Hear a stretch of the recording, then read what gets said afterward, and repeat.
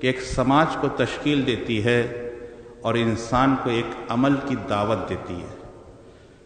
کیونکہ انسان ہو سکتا ہے اللہ پہ عقیدہ رکھتا ہے، قیامت پر عقیدہ رکھتا ہے، امامت پر عقیدہ رکھتا ہے، رسالت پر عقیدہ رکھتا ہے، قیامت کے اوپر حساب کتاب پہ عقیدہ رکھتا ہے، اس میں کوئی شک نہیں. لیکن ایک پوائنٹ ہے اس کے اندر، وہ یہ کہ عقیدہ تمہارا خالی ہے لیکن کوئی عمل بھی ہے یا نہیں ہے.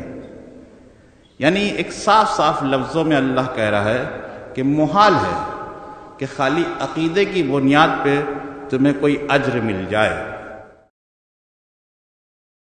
یہ میں کچھ غلط فہمی کا شکار ہیں ہمارے کیا لوگ، بعض لوگ، سب نہیں، بعض لوگ، اہل علم کی بات نہیں کر رہا ہوں، بعض لوگ اس عقیدے کے بہاؤ میں بہہ گئے ہیں کہ ہمارا عقیدہ مضبوط ہے، ہم چاہے جو کچھ کریں.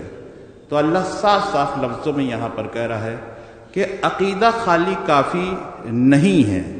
عقیدے کے ساتھ ساتھ جب تک عملی میدان میں نہیں آؤ گے اس وقت تک تم کامیاب نہیں ہو سکتے. آپ زندگی بھر کسی چیز کا عقیدہ لیے بیٹھے رہیں لیکن عمل نہیں ہے تو کوئی فائدہ نہیں ہے. اور عمل کے لیے، یعنی عمل کی بنیاد کے اوپر اللہ جو ہے وہ انسان کا امتحان لے گا. یہاں پر بحث کسی ایک ذات کی نہیں ہے. یہاں پر کوئی یہ نہیں کہ خالی انسان اس سے ہیں، بلکہ 1,24,000 انبیاء کیوں نہ ہوں، چاہے نبی کیوں نہ ہو، چاہے امام کیوں نہ ہو، اور چاہے انسان کیوں نہ ہو. انسان وہ بھی ہیں لیکن چونکہ انسانوں کا ایک طبقہ اس سے نیچے ہے. بہرحال جو اطاعت گزار جس کو کہتے ہیں گے، چاہے اطاعت کرنے والے کیوں نہ ہوں، چاہے ہادی کیوں نہ ہوں، یوں کہتے ہیں دوسرے لفظوں میں، یعنی جو اللہ کی طرف سے ہادی ہے چاہے وہ ہو اور چاہے اس کی اطاعت کرنے والے ہوں، چاہے اللہ کی اطاعت کرنے والے کیوں نہ ہوں، لیکن میں امتحان سب کا لوں گا، چاہے نبی کیوں نہ ہو. بھائی دیکھیے، آپ دیکھیے جتنے بھی انبیاء آئے سب کا امتحان ہوا یا نہیں ہوا؟ آپ بتائیے.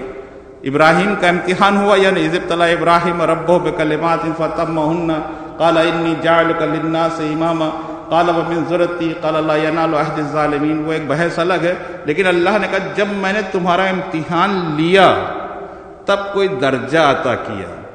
تو میں جدھر لانا چاہ رہا ہوں، یعنی جب تک کہ آپ عملی میدان، امتحان کا مطلب کیا نہیں کہ عملی میدان میں جب تک ابراہیم نہیں آئے اس وقت تک ان کو درجہ نصیب نہ ہوا. تو اب آپ سوچیں جب اللہ نبی اور امام کو نہیں چھوڑ رہا ہے کہ جب تک تم عملی میدان میں نہیں آؤ گے، تو میں جب نبی کو کسی کمال کے منزل پہ نہیں پہنچاتا تو تم کیا چیز ہو؟ میں تم کو کیسے کمال عطا کر دوں گا، تم پہ کیسے رحمت عطا کر دوں گا جب تک عملی میدان میں نہیں آؤ گے.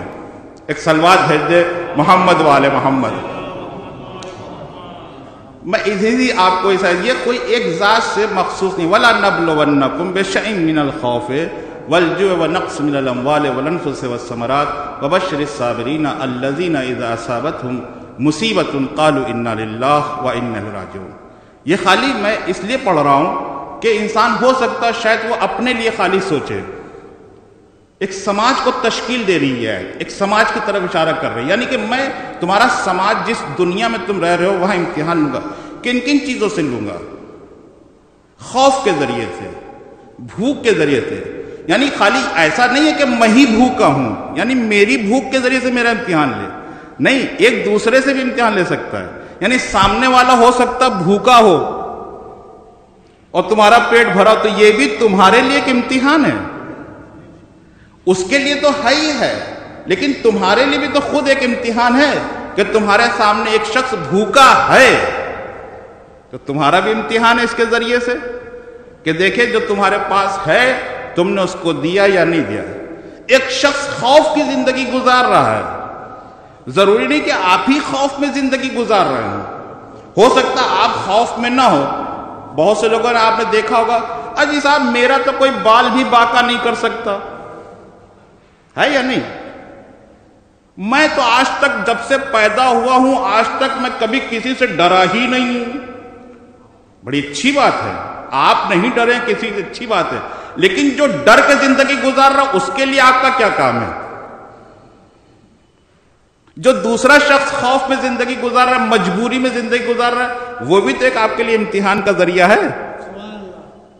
آپ بتائیے، میرا آج تک کبھی نقصان نہیں ہوا، بہت سے لوگ کہتے ہیں تو وَلَنَبْلُوَنَّكُمْ بِشَيْءٍ مِّنَ الْخَوْفِ، تو یہ آیت پھر صادق نہیں آئے گی. تو اللہ کہہ رہا ہے مخصوص تھوڑی کہ تم ہی ہو، مخصوص پورا سماج ہے اس سے. تمہارے سامنے ہو سکتا کوئی شخص پریشان ہو سکتا تمہارے سامنے کسی شخص کا جانی مالی بہت سا نقصان ہو گیا ہو، تو یہ اس کا امتحان تو ہے ہی ہے، ساتھ میں تمہارا بھی امتحان ہے کہ تم کیا کرتے ہو اس کے ساتھ میں. ایک صلوات بھیج دے محمد والے محمد. میں جدھر آپ کو لانا چاہ رہا ہوں آپ کے سامنے، ایسا نہیں ہے کہ صاحب میں تو بڑا خوش ہوں، میرا تو آج تک مجھ سے، میں اپنے اعمال کا ذمہ دار ہوں. بھائی اعمال کا جب ذمہ دار ہوگے، بہت توجہ کے ساتھ، اصل میں بہت سے لوگوں کے ذہن میں یہ چیز بیٹھی رہتی ہے کہ مجھ سے کیا مطلب، میں تو اللہ کی عبادت کرتا ہوں، نماز پڑھتا ہوں، میرا ایمان صحیح ہے، میرا ایمان صحیح، میں اللہ کی اطاعت کر رہا ہوں، میں اللہ کی اطاعت کر رہا ہوں، رسول کی اطاعت کر رہا ہوں، میں مولا کو مان رہا ہوں، میں ماتم کر رہا ہوں، میں مجلس کر رہا ہوں. ارے آپ زندگی بھر کرتے رہیے. بات اس آیت کے اوپر ہے وَلَنَبْلُوَنَّكُمْ بِشَيْءٍ مِّنَ الْخَوْفِ وَالْجُوعِ. آپ کا عقیدہ کچھ بھی ہو، لیکن اگر قرآن کی مخالفت کرے گا تو وہ بد عقیدہ ہوگا، عقیدہ نہیں ہو سکتا. ایک صلوات بھیج دے محمد والے محمد. وہ آپ کا اپنا ہوگا. آپ میرے مزاج سے اچھی طریقے سے واقف ہیں، جانتے ہیں، کیونکہ اسلام ہے. آپ جس عنوان سے اسلام کو قبول کیے، کیا حقیقت میں وہی اسلام ہے جس اعتبار سے آپ قبول کیے؟ قرآن واقعی ایک عجیب و غریب کتاب ہے. انسان غور کرے، اس کے اوپر پڑھے، توجہ کرے اس کے اوپر. اللہ صاف صاف لفظوں میں کہہ رہا ہے کہ میں تمہیں ایک پریکٹیکل زندگی میں اتار رہا ہوں. میں اس سے پچھلے جمعے کو پڑھ چکا ہوں اور بہت واضح طور پر کہہ چکا ہوں، میں ایسے مذہب کو مانتا ہی نہیں ہوں. بات کو میں اس لیے دوہرائے دے رہا ہوں کہ بہت چیزیں ختم ہو گئی ہیں، اس لیے میں پڑھ رہا ہوں کہ میں پچھلے میں اس چیز کو، اس مذہب کو مانتا ہی نہیں ہوں جہاں اونچ نیچ، ذات پات، گورا کالا، سنی شیعہ وہابی، اس عنوان سے اگر مذہب پیٹا تو اس کو اسلام میں اس کو مانتے ہی نہیں ہوں. کیونکہ اللہ کا جو بھیجا ہوا قانون ہے وہ دنیا کے تمام انسانوں کے لیے ہے. آپ حدود میں معین کرتے رہیے. ایک صلوات بھیج دے محمد والے محمد پہ. میں نہیں مانتا اس چیز کو، کیونکہ ایک قانون کلی ہے اللہ کا. کوئی بھی شخص جو میری اطاعت کر رہا ہے، تو ہر شخص جو اللہ کی اطاعت کر رہا ہے اس کے لیے شرائط ہیں. اور وہ کیا ہے کہ میں تمہیں سماج میں آزماؤں گا، یعنی ایک پریکٹیکل لائن پہ تمہیں لاؤں گا، عمل کی منزل پہ. کس عمل کے؟ وَلَنَبْلُوَنَّكُمْ بِشَيْءٍ مِّنَ الْخَوْفِ. خوف کے ذریعے سے تمہیں سماج میں آزماؤں گا. جب خوف ہوگا تبھی تو عمل کرو گے. من الجوع، جب بھوک ہوگی تبھی تو عمل کرو گے. تو اب یہ دیکھنا کہ تم بھوک اپنی حلال طریقے سے مٹاتے ہو یا حرام طریقے سے، یا دوسرے کی بھوک اگر تمہارے سامنے ہے یہ دیکھتا ہو کہ تم اس کی ہیلپ کرتے ہو یا نہیں کرتے ہو. میں اکثر پڑھ چکا ہوں کہ جو مخلوق کا شکریہ ادا کرنا کرے وہ خالق کا شکریہ کیا ادا کرے گا. ایک صلوات بھیج دے محمد والے محمد. لہذا بہت اہم میں موضوع آپ کے سامنے پیش کرنا چاہتا ہوں. دیکھیے، ہر چیز جو آپ عمل انجام دے رہے ہیں لائف میں، بہت توجہ کے ساتھ میں، جو پوری زندگی میں آپ عمل انجام دینا، چاہے نماز ہو، چاہے روزہ ہو، چاہے حج ہو، چاہے خمس ہو، چاہے جتنے بھی احکام شریعت، کلی بات کر رہا ہوں، جتنے بھی آپ عمل انجام دے رہے ہیں، آپ کا مقصد یہ ہے کہ اس کے بدلے مجھے ثواب ملے گا. ہے یا نہیں ذہن میں؟ یعنی کوئی توقع ہے آپ کی کہ اس کے بدلے مجھے اجر ملے گا. یہی تو ہے نا کہ اللہ کہہ رہا کہ میں ہر عمل کے بدلے اجر دوں گا. ہر چیز کے بدلے آپ ایک ذہن میں لیے بیٹھے کہ اس کا مجھے ثواب دے گا اللہ. لیکن سوال یہ پیدا ہوا کیسے دے گا، کیوں دے گا؟ کیا واقعاً یہ جو آپ نے عمل انجام دیا ہے ٹھیک ہے، وعدہ ہے اللہ کا کہ تم اتنا سا بھی عمل کرو گے نیک، میں اس کے بدلے اجر عظیم عطا کروں گا. لیکن کچھ اعمال ایسے ہیں، اب بات آ گئی تو کہتا چل رہا ہوں، کچھ عمل ایسے ہیں جس کا ثواب ہی نہیں ہے، اور بہت تاکید کی گئی ہے۔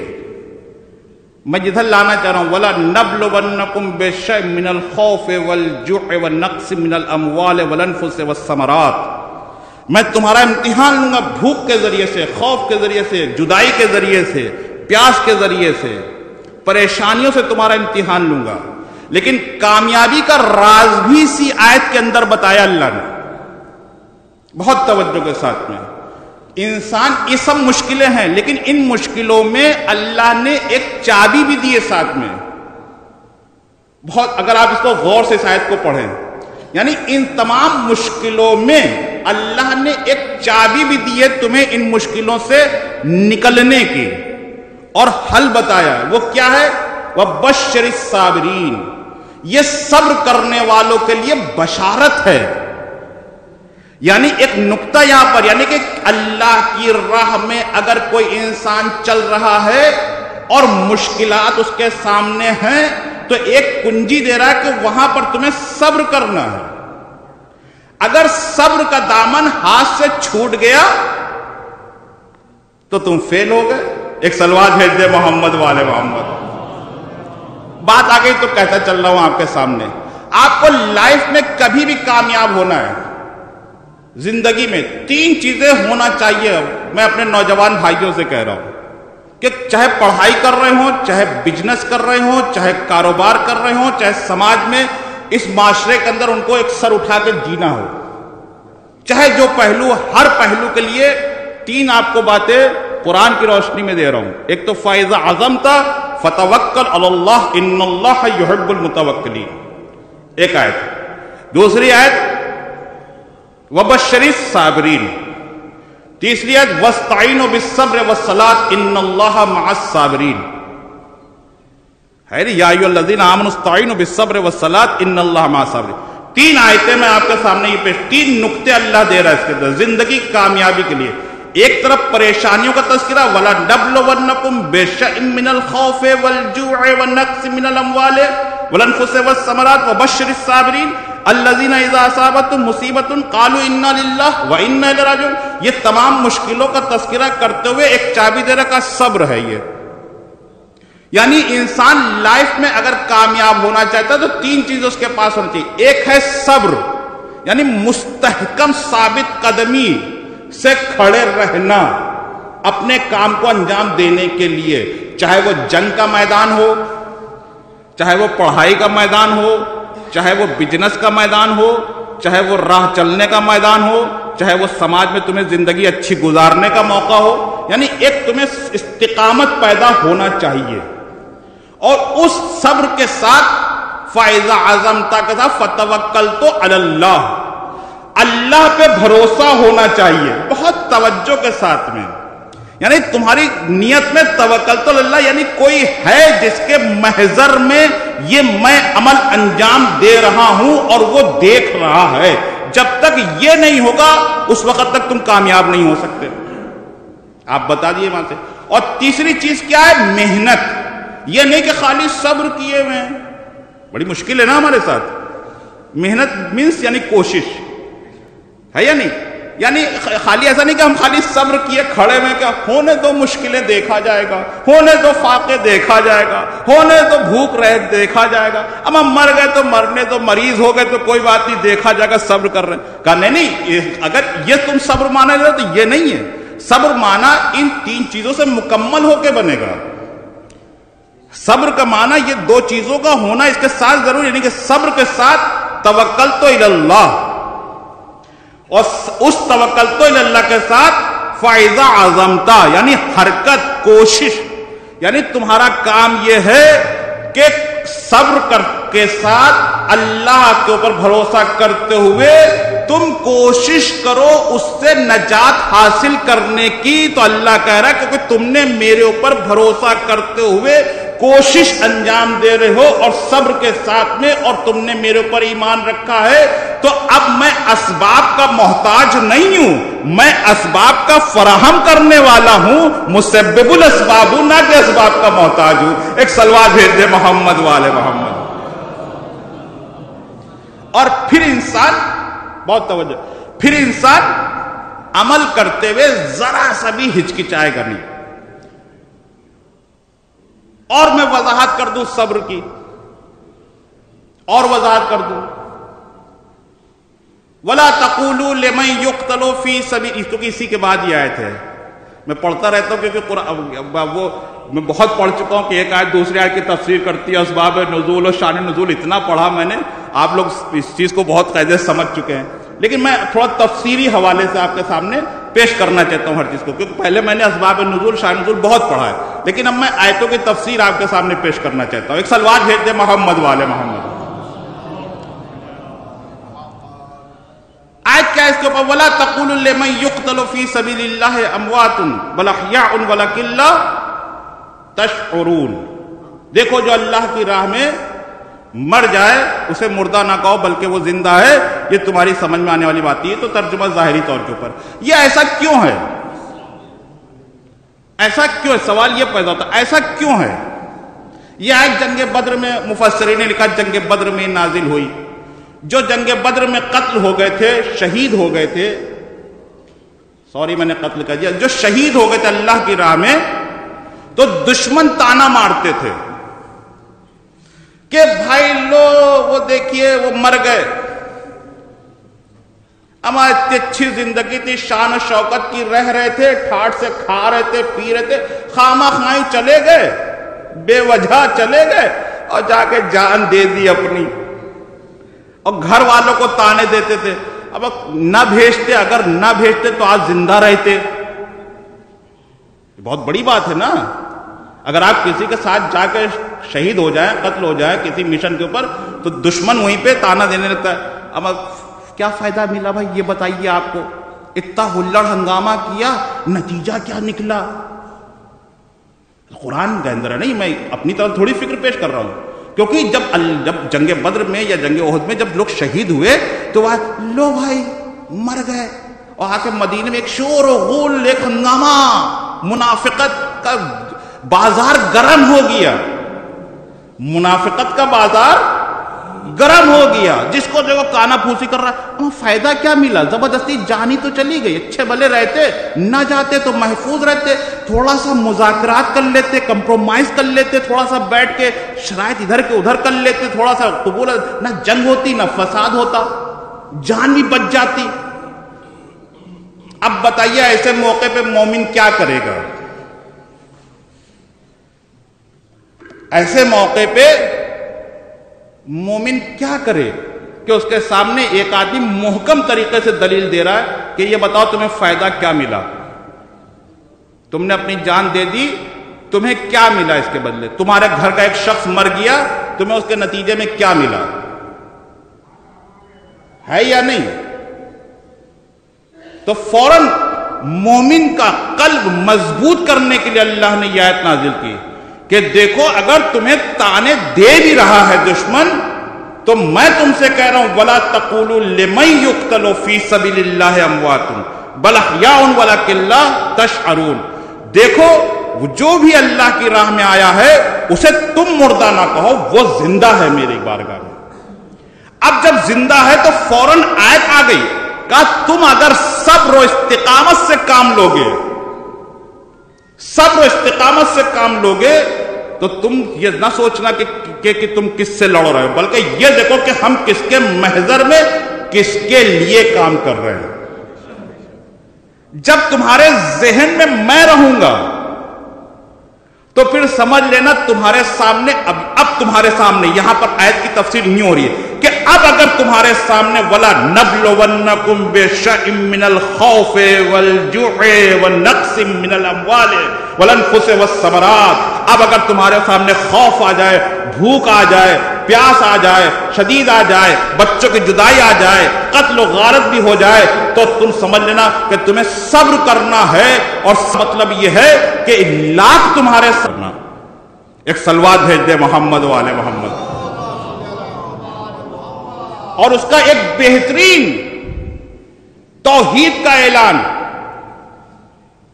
یعنی پہلے عملی میدان میں اتارا اور پھر کہا اب توحید کا اعلان کرو. توحید کا اعلان دیکھیں، یعنی ان سب عمل کے باوجود پھر توحید کا اعلان کیا. کیا کیا؟ انا للہ و انا الیہ راجعون. ہم اللہ کے لیے، یعنی انسان نے اپنے عقیدے کا بھی اعلان کیا اور اس کی راہ میں عمل کا بھی اعلان کیا. ایک صلوات بھیج دے محمد والے محمد. تو جب انسان اس مرحلوں کو طے کرے گا تو ظاہر سی بات ہے وہ ایمان کیسا ایمان ہوگا.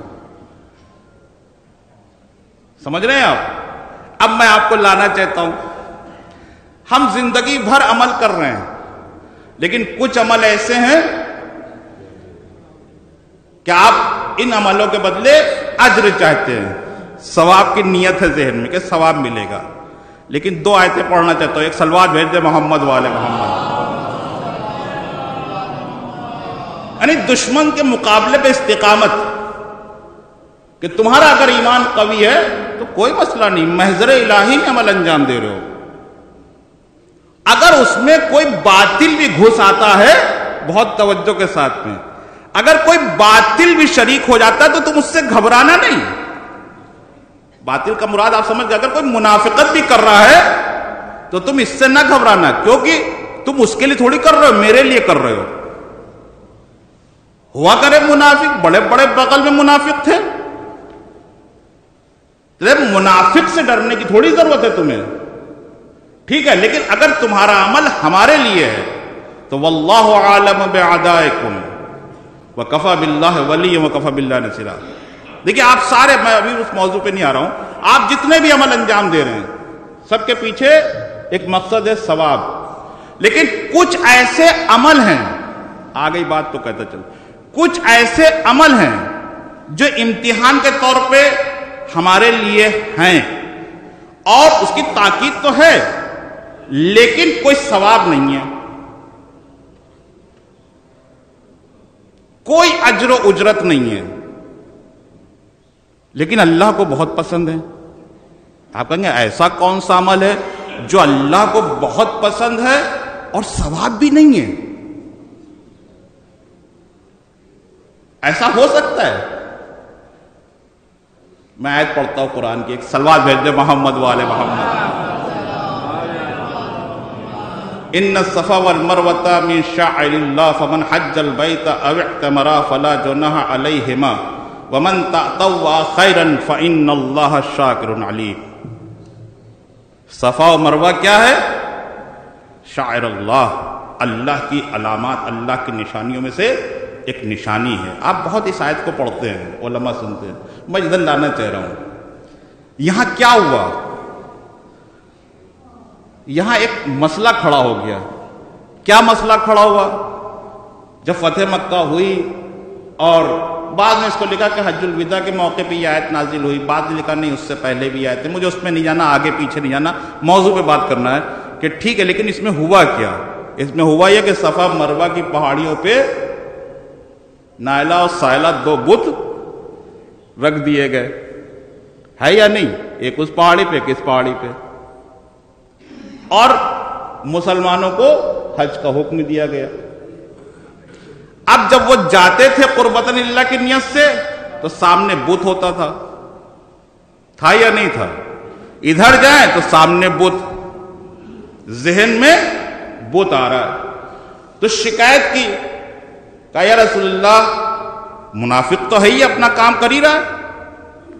یہی آیت نازل ہے. کہا کوئی بات نہیں، منافق آنے دو. کہا یا رسول اللہ ہم اللہ کی راہ میں اللہ کے لیے حج کر رہے ہیں، اللہ کے لیے خالص حج کر رہے ہیں. صفا مروہ کے درمیان ہم خالی حج کر رہے ہیں، اس پہاڑی سے اس پہاڑی، اس پہاڑی سے اس پہاڑی پہ آ جا رہے ہیں. لیکن چونکہ سامنے بت ہے، بھائی وہ احترام کرتے تھے اندر، بھائی پرانی عادت چھوٹ تھوڑی جائے گی. ایک صلوات بھیج دے محمد والے محمد. اب جو آدمی اپنی عادت سے مجبور ہے کیا کرے؟ تو وہ کہیں نہ کہیں ساتھ میں اس کو بھی لے کے چلتے تھے. اب وہ رکھ دیے، ادھر بھی رکھ دیے. اب وہ کہے یا رسول اللہ یہ خالص کہاں سے رہا؟ کیا ہم صفا مروہ کریں یا نہ کریں؟ اب بتائیے ہم چھوڑ دیں؟ ہمیں تو بڑی کراہیت آ رہی ہے، بہت توجہ کے ساتھ میں ہمیں کراہیت اور مشکل پڑ رہی ہے، دوڑنا پڑ رہا ہے، تھکنا پڑ رہا ہے، دوڑنا پڑ رہا ہے. آپ کو پتا ہے اللہ نے کوئی اجر نہیں رکھا. آپ کنفیوز ہو گئے تھوڑا سا، ایک سلوات بھیج دے محمد والے محمد. مثال دیتے چل رہا ہوں آپ کے سامنے. آپ کسی کیا نوکری کر رہے ہیں، پہلے مثال دے تبھی سمجھ میں آئے گی، کیونکہ کچھ چیزوں کے عمل کا اجر نہیں ہے اللہ کے یہاں.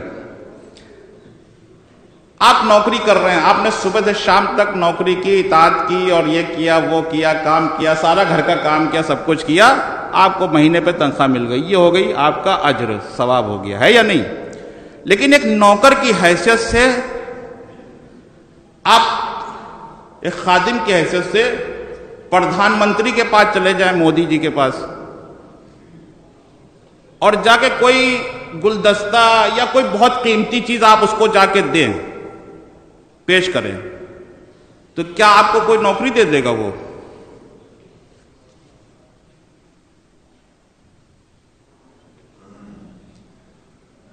کیا دے گا؟ کچھ نہیں دے گا.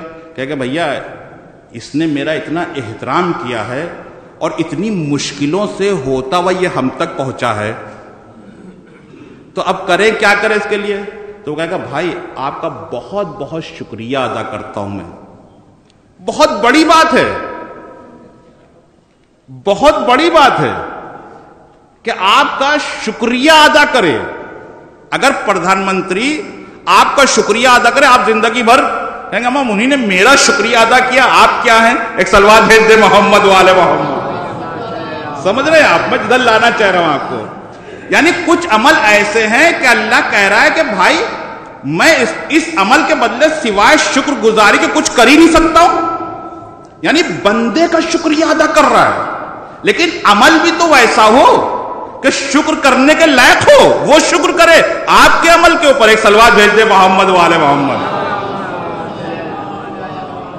میں اسی طرف لا رہا ہوں آپ کو. ان الصفا والمروۃ من شعائر اللہ فمن حج البیت او اعتمر فلا جناح علیہ ومن تطوع خیرا.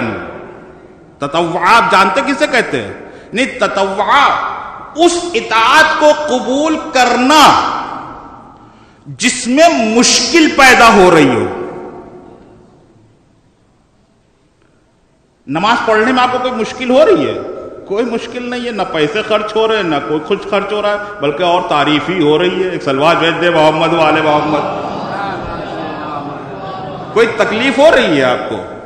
ماشاءاللہ سبحان اللہ، اتنے نمازی صبح سے شام تک نماز پڑھ لے، کوئی تکلیف نہیں ہے، کیونکہ اللہ ثواب بھی دے گا آپ کو، یہ بھی پتا ہے. لیکن کچھ ایسے عمل ہیں ومن تطوع خیرا، اس اطاعت کو قبول کیا تم نے، یعنی باب تفاعل سے، باب افعال سے، کہ وہ چیز کہ تم نے اس اطاعت کو قبول کیا جس میں مشکل آ رہی ہے. کس میں مشکل آ رہی ہے؟ صفا اور مروہ کے درمیان جانے میں ان کو مشکل پیدا ہو رہی ہے اس عمل کو انجام دینے میں، کیونکہ جب اس عمل کو انجام دے رہے ہیں تو سامنے بت آ رہا ہے. میں جدھر لانا چاہ رہا ہوں ادھر جا رہا ہے تو سامنے بت آ رہا ہے، تو اس عمل میں ان کو مشکل پیدا ہو رہی ہے. تو اللہ کہہ رہا ہے تم نے میری اطاعت کو اس مشکل میں قبول کیا ہے. فَإِنَّ اللَّهَ شَاكِرٌ عَلِيمٌ، اللہ کہہ رہا ہے میں شکر گزار بھی ہوں اور جاننے والا بھی ہوں. یعنی اتنا بڑا تم عمل انجام دے رہے ہو مشکل میں، لہذا میں اس کا اجر نہیں، میں تو تمہارا خود شکریہ ادا کر رہا ہوں. ایک سلوات بھیج دے محمد والے محمد. اور واضح کر دوں آپ کے سامنے اس کو، آپ اپنی زندگی میں تو صفا مروہ کی بات ہے. نماز شب کوئی واجب ہے؟ اب بتائیے کوئی واجب نماز ہے؟ کوئی نماز واجب نہیں ہے.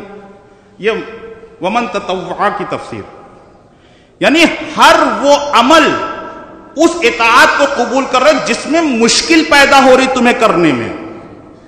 تم نے اپنے کو مشکل میں ڈال دیا، اپنے نفس کو مشکل میں ڈال دیا، مشکلات کھڑی ہو گئی تمہارے لیے، لیکن تم نے میرے خاطر اس عمل کو انجام دیا ہے جس کا میں نے تمہیں حکم دیا تھا۔ نماز شب، آدھی رات، جاڑوں کا ٹائم، آپ بتائیے کوئی واجب تو ہے نہیں کریں گے تو کوئی عذاب تو ملے گا نہیں آپ کو، ہے یا نہیں؟ کوئی عذاب آئے گا کہ جو شخص نماز شب نہیں پڑھتا تو کیا عذاب اس پہ نازل ہو جائے گا؟ ٹھیک ہے، صلوات بھیجتے محمد والے محمد۔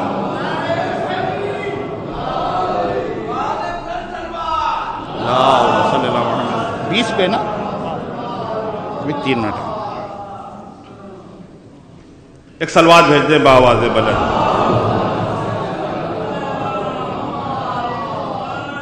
ایک اس سے بہتر صلوات بھیج دے۔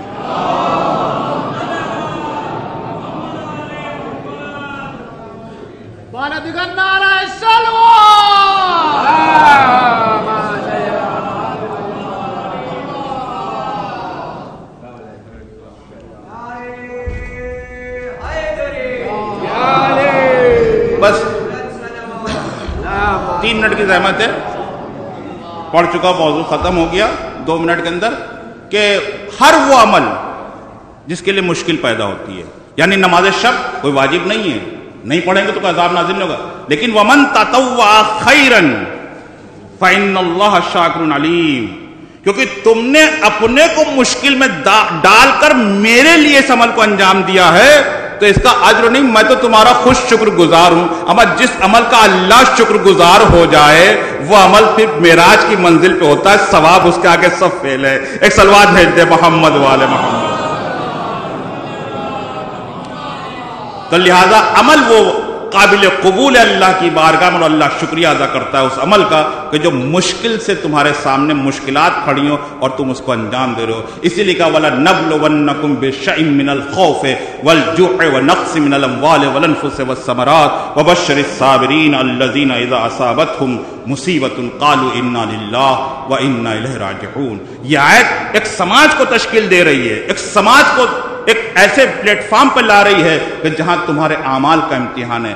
ضروری تھوڑی ہے کہ تم ہی کو مشکل ہو، ضروری تھوڑی کہ تم ہی بھوکے رہو، ضروری تھوڑی کہ تم ہی خوف ہو، ضروری تھوڑی کہ تم ہی مشکلوں میں جی رہے ہو۔ نہیں، یہ دیکھو کہ اگر ہم آرام سے ہے تو ہو سکتا میرا دوسرا دوست، میرا دوسرا بھائی، میرا دوسرا چاہنے والا وہ مشکل میں، اس کے ذریعے سے میرا امتحان ہو رہا ہو، ایک دوسرے کے ذریعے سے امتحان ہوتا ہے۔ تو لہذا اس چیز کے اوپر اگر انسان نظر رکھے ہوئے ہے تو میں اکثر پڑھ چکا آپ کے سامنے کہ اس چیز کو کہہ چکا ہوں کہ مخلوق کا شکریہ ہی ادا کرنا اللہ کا شکریہ ہوتا ہے، مخلوق کی خدمت کرنا ہی کا نام اللہ کی اطاعت ہے، اور جو چیز مشکل میں انسان انجام دے رہا ہے پھر اللہ اس کا شکریہ ادا کرتا ہے، کہتا فَإِنَّ اللَّهَ شَاكِرٌ عَلِيمٌ، میں شاکر ہوں تمہارا، میں جاننے والا ہوں۔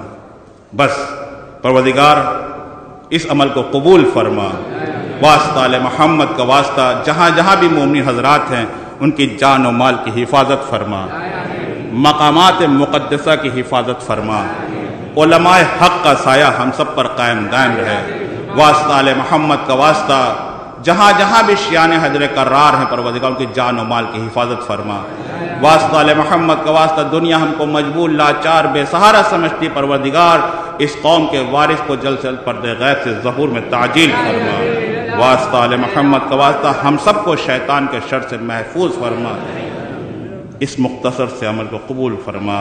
ربنا تقبل منا انک انت السمیع العلیم ورحمۃ اللہ وبرکاتہ۔